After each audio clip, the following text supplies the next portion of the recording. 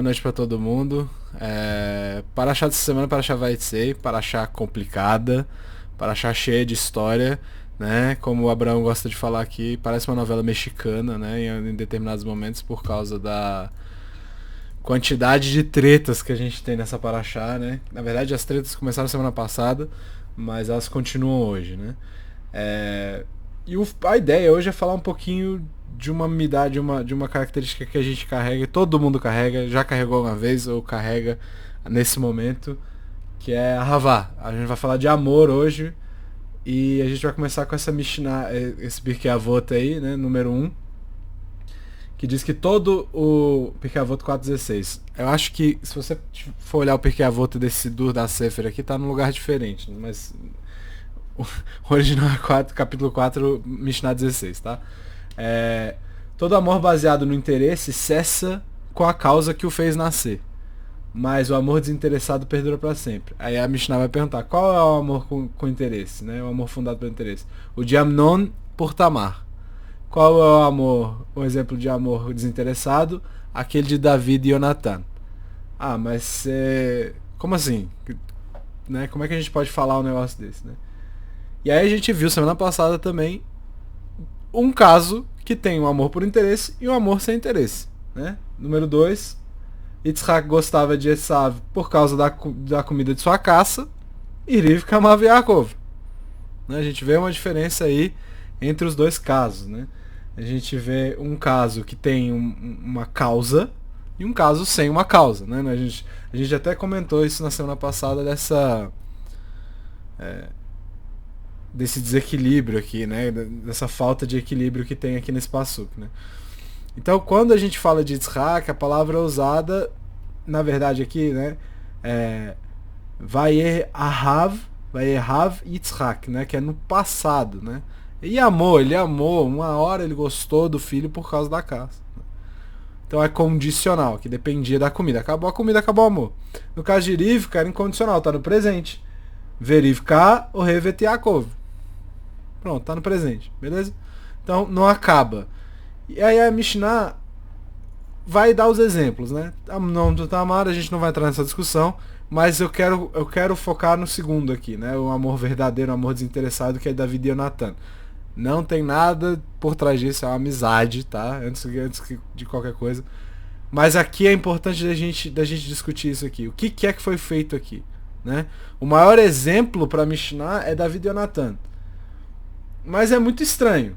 Porque se a gente for olhar qual era a relação deles, assim, vamos dizer, política, né? É meio estranho, porque Jonathan é herdeiro de Shaul, que é rei de Israel. Ou era rei de Israel, né? E aí, quem vai assumir no lugar de Shaul é David. Como é que eles ficaram tão amigos assim? Né? Número 3 tem a Shmuel Aleph, né? O primeiro livro de Samuel tem, no capítulo 23, diz assim. Ele disse, não temas, isso é Jonathan falando para David. Não temas, porque não te encontrará a mão de Shaul, meu pai, e tu reinarás sobre Israel. E eu serei para ti o segundo, e Shaul, meu pai, também o sabe. Ou seja, todo mundo sabe, ninguém vai lutar contra isso. Mas como assim, né? Isso é um dos gestos mais estranhos da história. Não, eu era para ser eu, mas eu vou deixar aí você.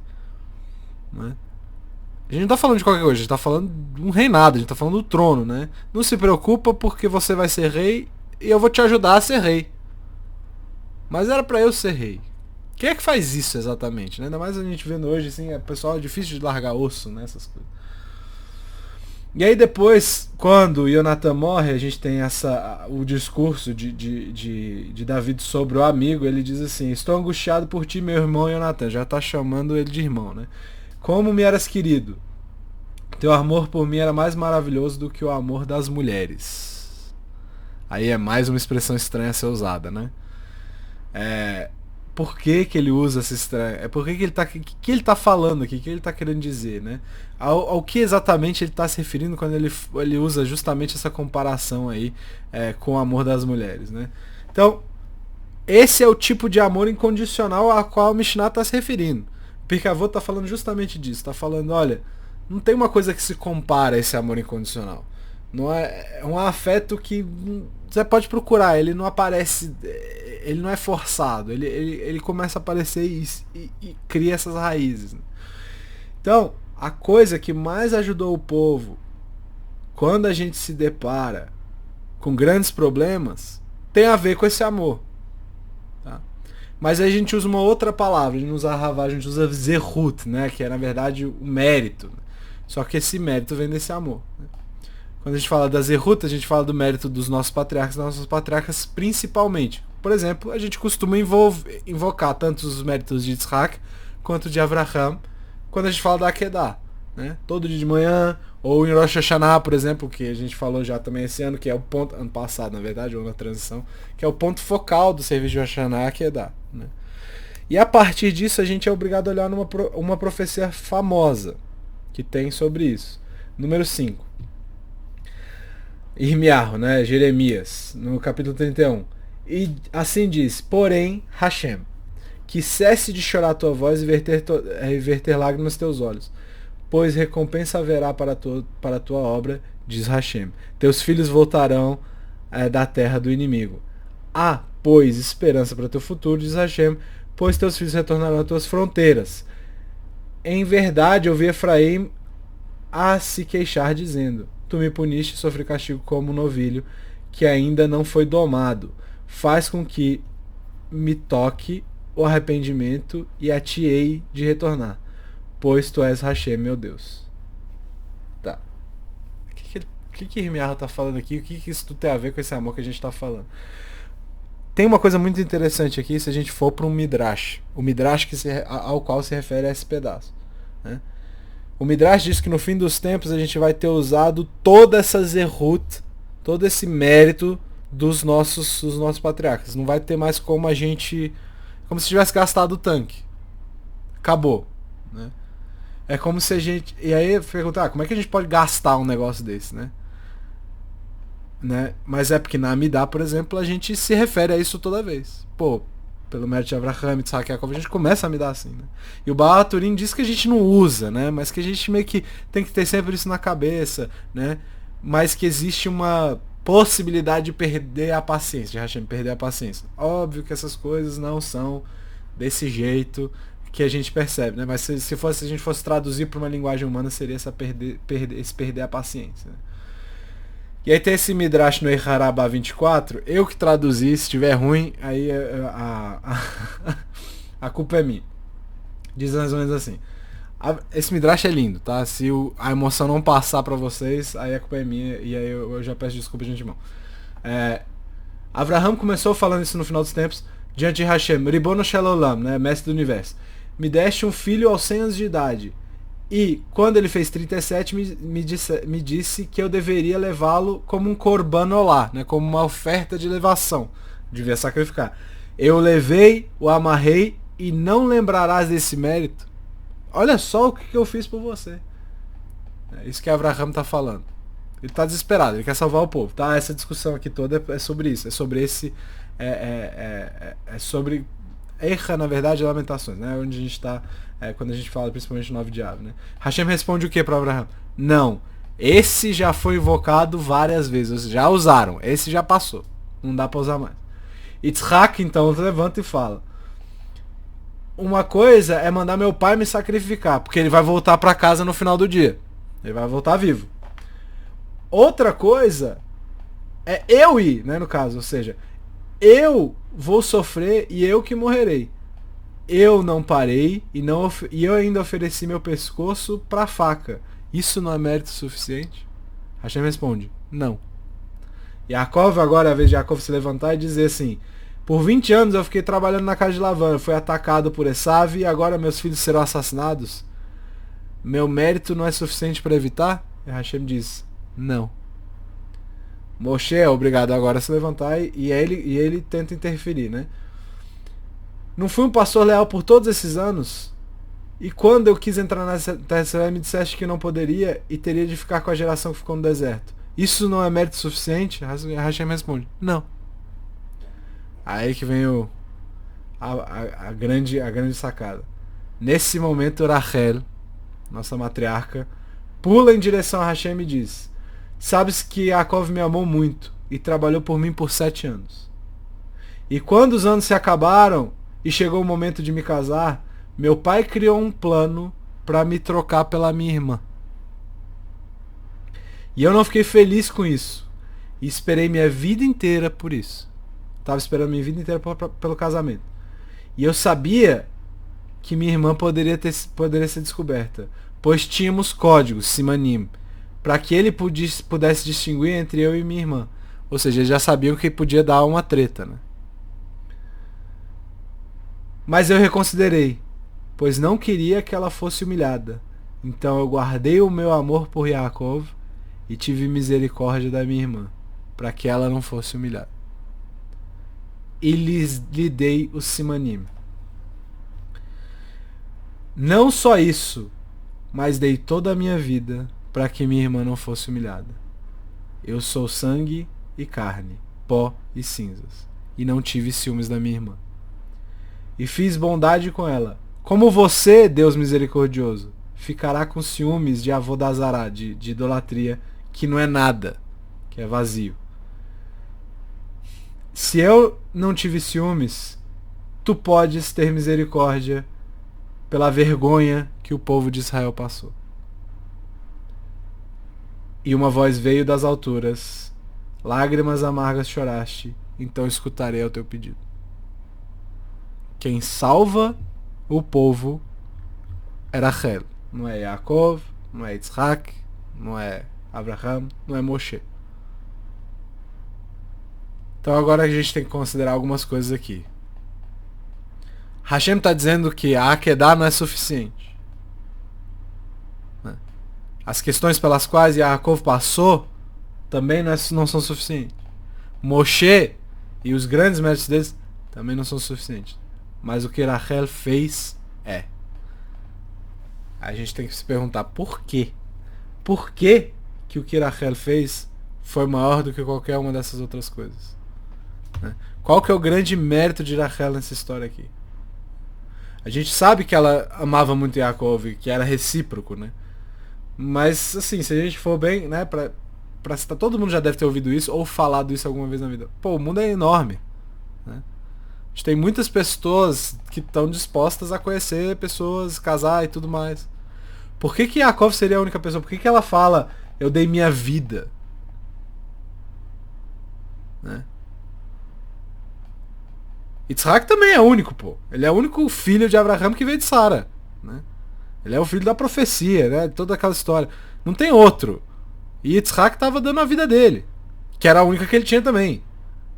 Como é que a gente pode dizer que o feito de Rachel é maior em questões de mérito aqui, né? E o que ela fez? Ela deu esses códigos, esses sinais, esse simanim para a irmã. Então vamos tentar explorar um pouco essa ideia. E aí a gente vai primeiro lá para Parashá Vayhi, né? E no momento em que Yosef tá falando com o pai, né? Yosef reencontra o pai, reencontra Yaakov, e aí Yaakov pede para ele, fala, me promete agora que você vai me enterrar lá em Marpelá. Você vai me enterrar lá na caverna que meu pai e meu avô estão enterrados. E aí o que acontece?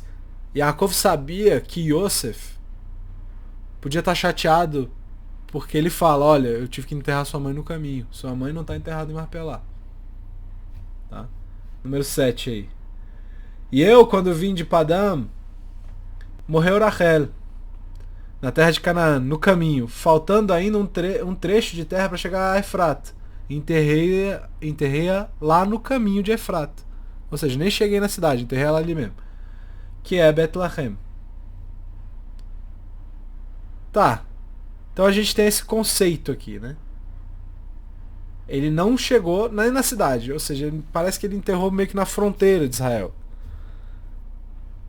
E aí Urash faz um comentário muito interessante aí logo embaixo. Eu enterrei ali. Ele quer dizer o quê?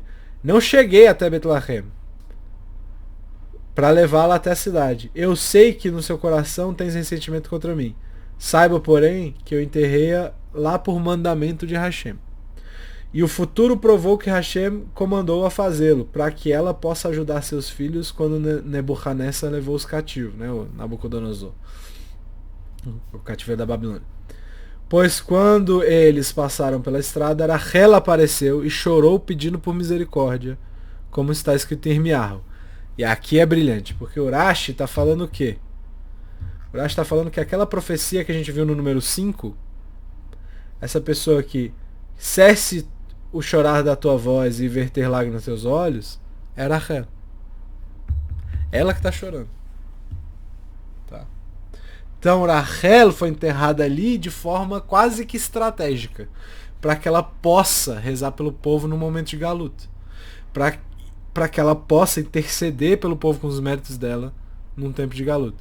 Então quando a gente volta para a pergunta que a gente acabou de fazer, por que só a pergunta volta do mesmo jeito? Por que só as preces de Rachel são ouvidas? Inclusive essa ideia desse local estratégico, né? Quando Yaakov decide enterrar ela lá, né?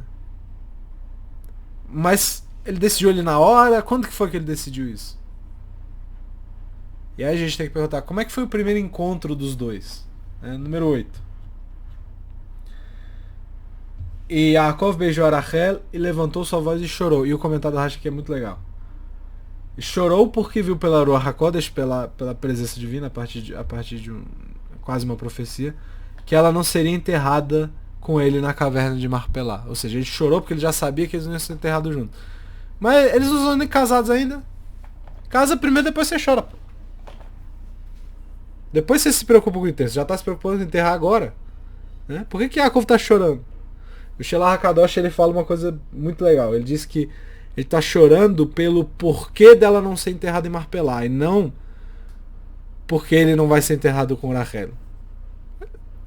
Porque ele viu que ela teria que ser enterrada perto de uma estrada para que ela possa interceder, para que ela possa chorar pelo povo por causa da galuta, por causa do exílio. E ele chora por causa disso. Ele chora por causa do desespero do povo. O desespero que ele tem vendo o povo passando por isso. E que só Rachel poderia interceder quanto a isso. E para isso, ela ia ter que estar enterrada ali. E a gente é obrigado a também olhar um Midrash, que é interessante, vamos dizer assim. Bereshit Rabbah 24:9 diz: Rabi Yosei Bar Hanina explicou o verso sobre o exílio. Yaakov disse a eles, e eles disseram, somos de Haran. Isso é antes do encontro com Rachel. Ele está perguntando com os... Ele está falando com os pastores que estão ali perto do poço, né? Estamos no, o que isso quer dizer, né? O Rabi Yosef vai explicar o que quer dizer somos de Haran, né? Estamos nos distanciando da fúria, Harono, do santo bendito seja. E aí Yaakov diz, vocês conhecem Lavan, filho de Nahor? E aí isso quer dizer o quê? Vocês sabem quem limpará, e é Levaven, que vem de Lavan, né? As suas iniquidades como a chuva no futuro? Eles disseram, sabemos, ou seja, a gente conhece, né? Ou eles nunca vão perder a esperança de que isso pode acontecer, né? Que as iniquidades vão ser lavadas, né? E ele disse, a paz com ele, e disseram, a paz. Com que mérito? Por que Lavan tinha paz? Veja, sua filha Rachel está vindo com o rebanho. Esse é o significado do que está escrito em Irmiarmo. Rachel chora por seus filhos. Porque para ela sempre tem esperança. Só existe paz e esperança dentro da casa de Lavan por causa de Rachel. É isso que o Midrash está dizendo. Tá? E aí eu botei um trechinho do Zohar num pedaço de Irmiarro também, que fala assim, pelo mérito da mãe que chora pelo filho, que era Rachel, a mãe que chora pelo filho, eles voltaram do exílio. Então várias fontes citam essa ideia de Rachel intercedendo pelo povo nesse sentido.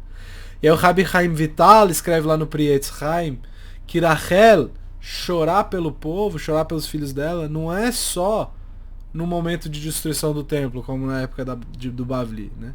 Mas sempre quando for exilado e sempre que tiver alguma dificuldade. A gente tem esse conceito de Tikkun Hatzot, né? Do concerto da meia-noite, né?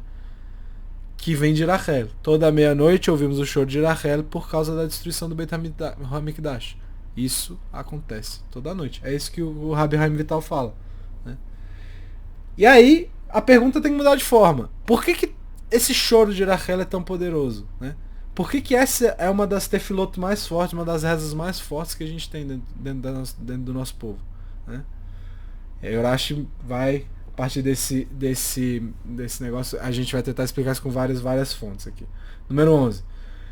Lá em Bereshit, no capítulo 29, diz assim: e de manhã, eis que era Léa. E aí o Verrine Hulé, né? Esse Rine aí é uma palavra interessante. Eis que, né? Ninguém fala eis que, né? Vamos ser bem sincero, essa tradução aí é meio estranha. Ninguém fala eis que cheguei. Ninguém faz isso, né? Eis que meu nome é tal. Ninguém faz isso. Mas eu acho que comenta: eis que era Lé. Rine Lé. O que é Rine? Mas na noite não era Lé, segundo Urashi.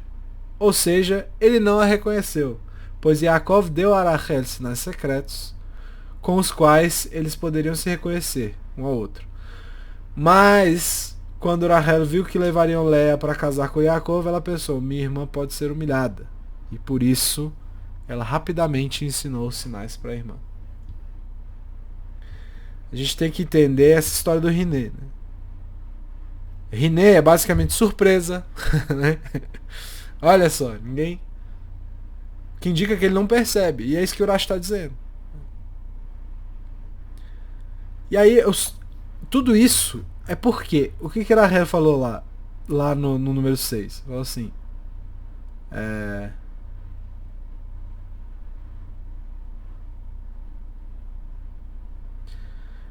tivemos códigos, pudesse distinguir minha irmã, reconsiderei.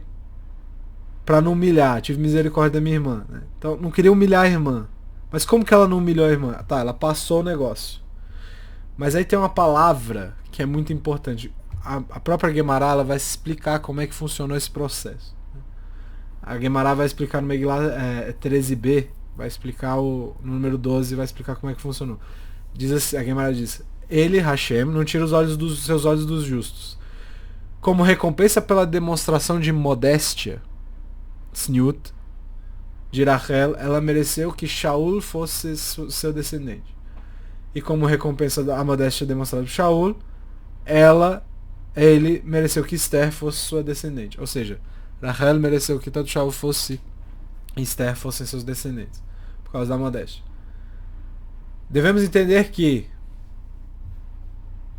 quando Yaakov encontrou a Rachel, ele disse a ela: case comigo.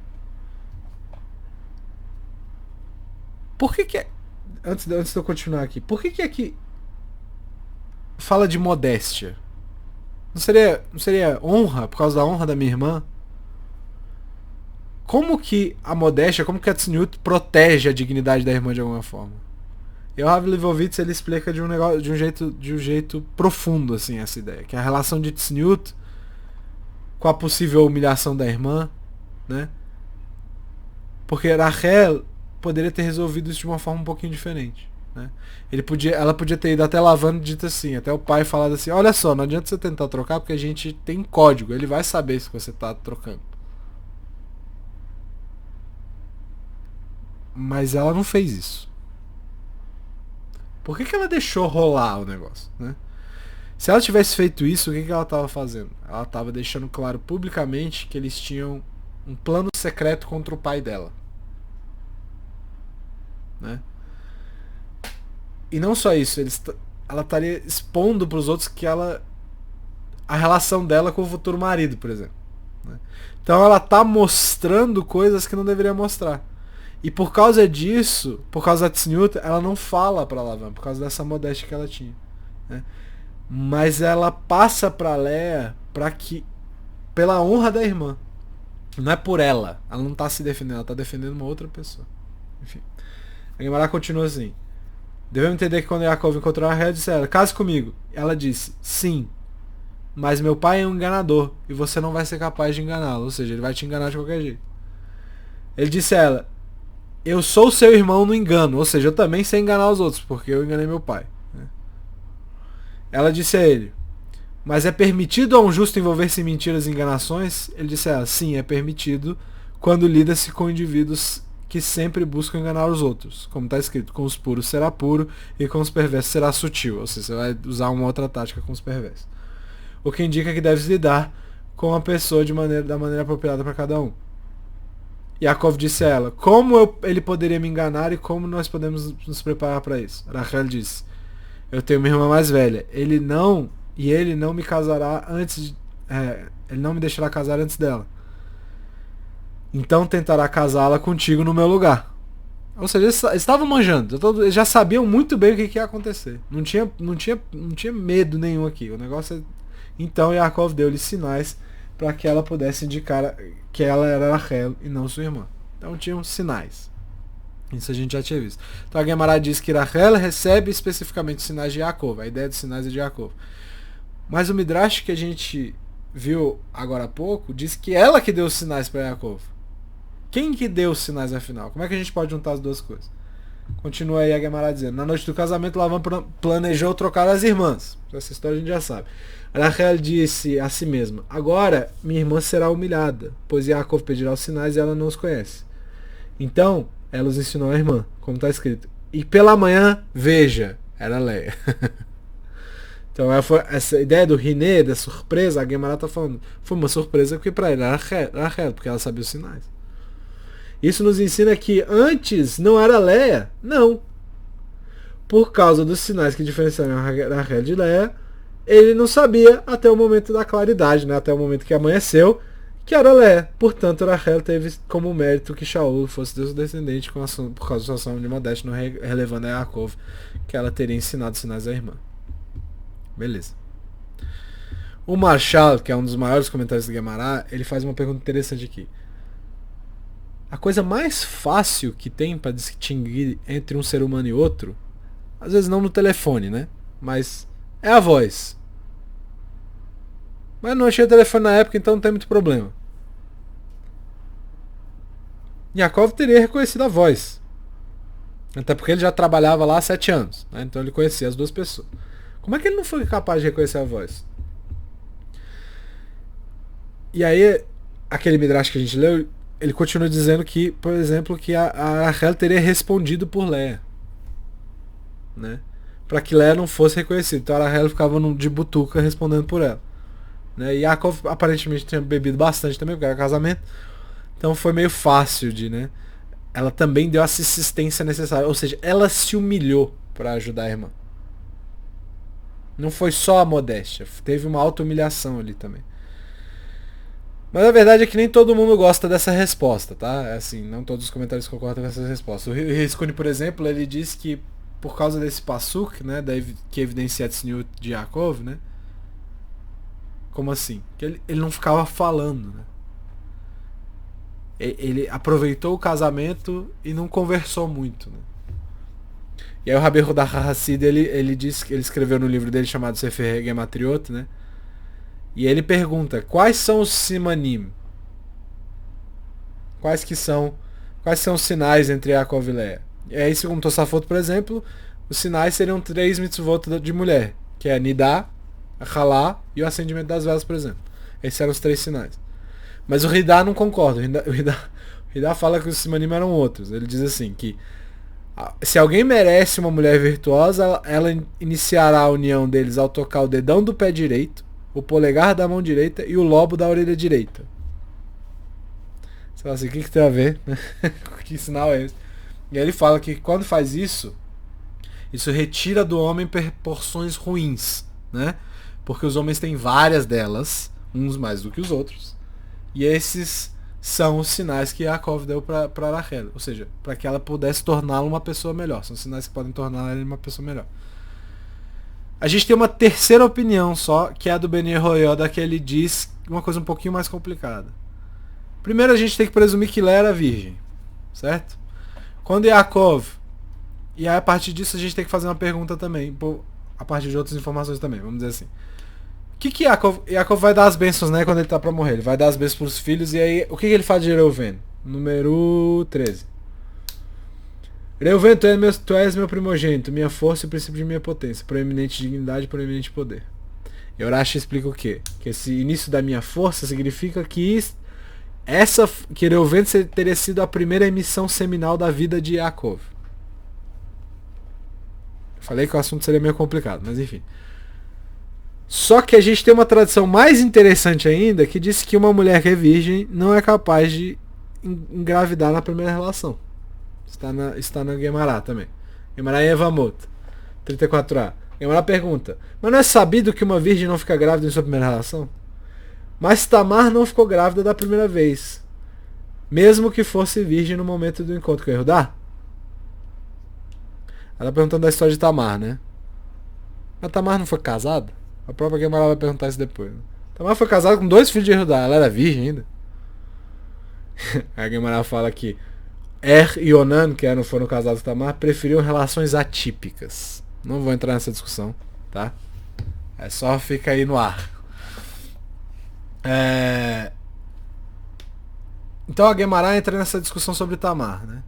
E aí o Ben Yehoyada fala assim que ela fez o quê?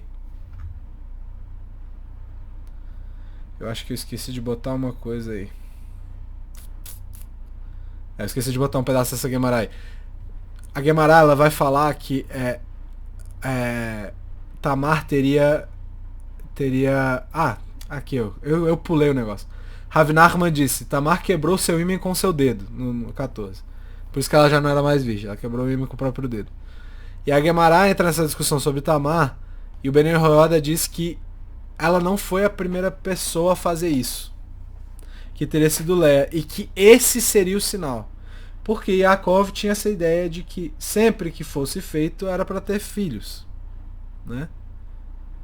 Então, não teria como ter filho na primeira porque ela era virgem.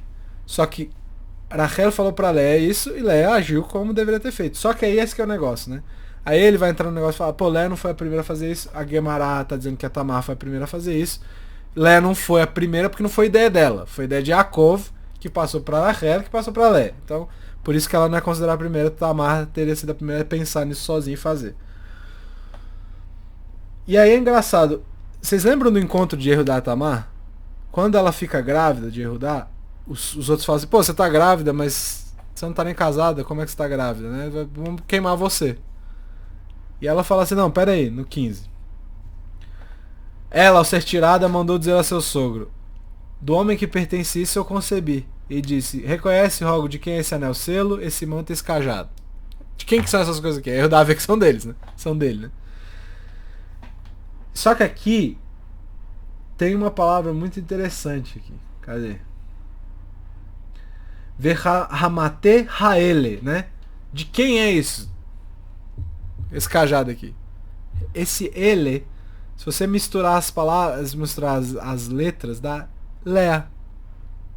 Então aqui, o que é que essa palavra ele está se referindo a Lea, né? Tamar está dizendo assim: isso não foi ideia minha. Tua mãe fez primeiro para casar com teu pai. Tá? Sua mãe também fez isso. Então, só aqui a gente viu 3 opiniões bem diferentes sobre esses sinais de Yaakov e Rachel, né? E segundo o Sefer Otzar Klot HaTorah, existe uma forma de reconciliar os Midrashim e a Guemará aqui, né? O primeiro dizendo que Rachel deu Simanim e depois que Yaakov deu, né? Porque sabendo que Lavan é um cara muito esperto, eles provavelmente decidiram: não, você decide uns, eu decido outros, ele nunca vai saber qual que é qual. Só que aí Rachel passa todos pra Léa, né? Eles tentaram fazer vários níveis de segurança, mas não adiantou, porque o plano do pai era melhor no fim das contas, porque Rachel não queria humilhar a irmã. E aí a gente volta pra Parashá da semana, e aí mais uma vez a gente comentou sobre os Dudaim, né, sobre aquelas plantas, aquelas flores que Reuven acha, né, que são uma planta que são plantas que auxiliam na fertilidade, né?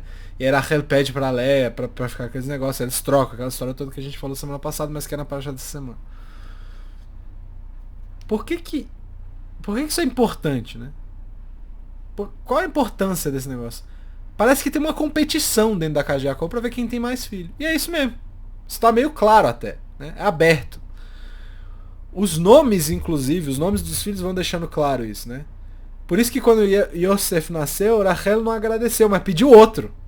Pô, tô atrasada, né? Eles competiam, elas competiam pelo mérito de ser mãe de mais tribos, né? Que é um mérito que perdura para sempre, né? Até as crianças, era uma competição tão grande que até as crianças participavam. Ou seja, Reuven saiu ativamente para procurar um negócio para ajudar a mãe. Né? E não só isso, quando Rachel morre, Reuven é o primeiro a tomar as dores, vai lá, mexe na cama do pai e tudo mais. Né? E Rachel, o que faz? Quando chega os Dudaim, ela pede ajuda pra irmã. E a resposta de Lé parece até agressiva, né? Tanto que Rachel meio que tem que trocar alguma coisa pelos Dudaim. Né? E considerando tudo que a gente falou, isso parece meio que uma atitude meio absurda, né? Porque o que tá acontecendo aqui? Quem Lé pensa que é? Pô, Rachel deu tudo pra ela. Você não pode dar a flor, sei lá, né? Não era pra ela casar com Yaakov. E aí a gente sabe pelo Midrash que era pra ela ter casado com Esav, com o irmão, né? E se Rachel fosse uma pessoa normal, seria muito fácil você ver a pessoa falando assim: ô, pera aí, minha filha. Se coloca no seu lugar que você só tá nessa posição porque eu deixei. Né? Por que Rachel tá aceitando essa história toda? Era pra ela ter casado com Yaakov. Mas por causa da bondade do coração dela, ela passou os simanim, ela passou os sinais. E a vida dela, que nem ela fala, a vida dela ela passou pra irmã, pra que a irmã não fosse humilhada. E como a gente viu em alguns dos comentários, ela até se humilhou pra que a irmã não fosse humilhada. Como é que Leia pode ser ingrata nesse ponto? Será que ela não via isso? E no Sefer Lev Shalom, né, a paz do coração, o Ravi Shalom Shvardon, ele fala que a partir disso a gente pode aprender uma coisa muito interessante. Rachel era uma pessoa muito sensível. Rachel nunca chegou pra Leia e falou pra Leia que quem era pra casar naquele dia era ela. Ela nunca disse, e essa aqui é a grande ponto da modéstia, ela nunca disse que tava passando os códigos. Ela nunca disse que, ó, a gente guardou uns códigos. Isso nunca aconteceu. Né? O Rabi Shalom, ele fala assim, era como se, enquanto ela tava ajudando a irmã a se ajeitar pro casamento, ela estivesse dando dicas. Ó, é melhor você fazer isso aqui, isso aqui. E essas dicas eram sinais.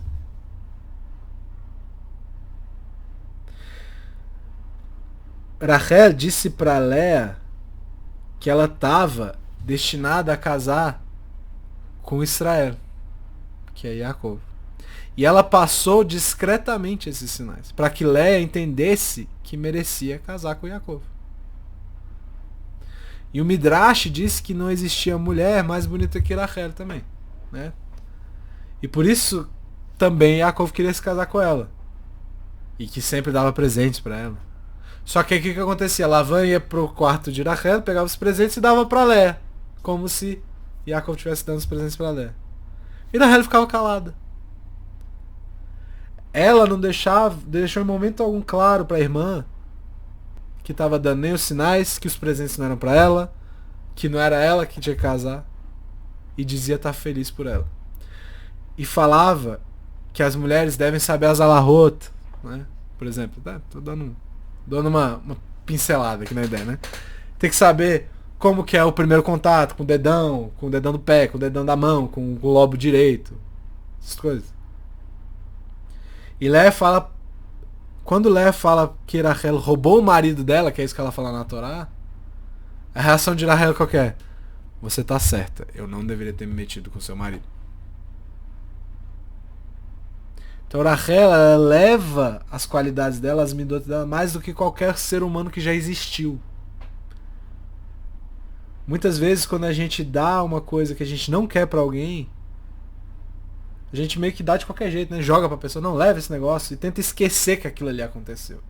Mas Rachel não fez isso em momento algum. Ela fez isso com compaixão, com generosidade, e ela fez Leia sentir que Yaakov era dela. E Rachel queria só uma ajuda para ter um filho. Então Rachel ficou calada, não jogou nada na cara da irmã. A força, a gevurá de Rachel deve ter sido absurda nesse momento, né? Ezer Hugibor, né? Quem que é forte? Não é o Schwarzenegger que é o forte. É forte aquele que controla as próprias intenções. Como é que a gente chama esse tipo de amor? segundo os nossos sábios, é aquele segundo tipo de amor. É o primeiro, é o segundo tipo de amor que é citado em Pirkei Avot, que a gente acabou de falar no começo. O amor desinteressado perdura para sempre. O amor que ela tinha pela irmã, não acaba. E é interessante porque a gente pode ver que ela parece esperar a Leia completar alguma coisa. Né? Ela espera Leia ter o quarto filho para ir até Yaakov pedir por um filho. Ela assim, me dá um filho senão eu vou morrer. Lá no começo do capítulo 30. Né? O Shivlei Pinchas, ele fala o seguinte, que claramente ela entendeu que para o povo de Israel ser construído e ter uma salvação final, o Mashiach ben David, Yehudá teria que vir de Leia. E ela não tentou ter um filho com Yaakov até que Yehudá nascesse. Tudo em nome dos filhos que viram depois. Tudo em nome do povo. Se a gente voltar para Yonatan e David, né, que eu perguntei por que alguém, sendo herdeiro do trono, ia chegar pro outro e dizer assim, não, você vai ser rei e eu vou te ajudar, pô. Como alguém como Yonatan, que vem de Rachel, filho de Shaul, pode falar um negócio desse? De onde que ele tirou forças para dizer isso para Davi, que veio de Leia? Para dizer, você vai ser rei e eu vou ser secundário. E o Ramamipano, ele quebra tudo e diz que Davi diz que ama Yonatan e sente dor quando perde ele. Sabe de onde que vem o amor de Davi por Yonatan? Vem do amor das duas irmãs, de Rachel e Leia. Por isso que ele chama de irmão, inclusive. O Ramá está dizendo que Davi não falou que ama mais Yonatan do que ama as mulheres, mas que o amor dele por Yonatan vem do amor de duas mulheres. Vem do amor de Rachel e Leia. E aí no Sefer Mayamar Hikar Hadin, que é do Ramamipano, no número 16, ele escreve o seguinte. Yonatan, nossa, eu escrevi tudo errado. Eu fui escrever de um jeito. Yonatan estava feliz, desejava ser segundo em comando. Yonatan se agarrava em David como uma criança se agarra na perna do pai. Essa é a homenagem que Davi faz.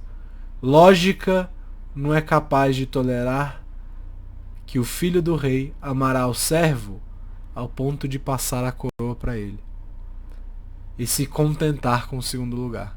Isso não é lógico. E nossas mães são responsáveis. Rachel dando o Simanim para Leia, convencendo-a que Yaakov pertence a Leia. Assim é o amor de David e Yonatan. Vem do amor de Rachel e Leia. Então lá no final dos tempos, quando Rachel interceder, invocar o amor de Hashem por todos nós, a gente não pode mais usar os méritos dos avós, porque isso aí já foi. A gente tem que buscar um tipo diferente de amor. E esse tem que ser esse amor inexplicável. Esse amor que não segue a lógica. É o amor que Hashem tem por nós. E é isso que Rachel fala. Rachel não tá jogando nada na cara de Hashem, tá falando assim, eu entendi o que é esse amor. E eu agi como alguém que entendeu. Hashem lida com a gente, já falei isso várias vezes, me dá que neged me dá, né? Medida por medida. A gente vai buscar, a gente vai ser obrigado a buscar na história, uma história que tem um amor inexplicável. Essa é a história de Davi e Yonatan, por exemplo. Mas de onde que vem isso? Esse amor vem de Rachel e vem de Leia. E por isso, lá no fim dos tempos, os avós vão tentar usar os méritos, mas isso não vai ser suficiente. E a única coisa que vai ser suficiente é buscar esse amor inexplicável. O que acontece aqui? A responsável por ensinar isso pra gente era Rachel. E Hashem, quando escuta Rachel, diz que ele vai escutar as palavras dela. Por ela ter dado a vida dela pela honra de outra pessoa. Por não querer vê-la humilhada. Porque ele só vê o bem. E graças a isso, a gente vai ser capaz de acessar essa fonte inexplicável de amor que vem dessas duas mulheres. Boa noite, pessoal. Obrigado pela paciência.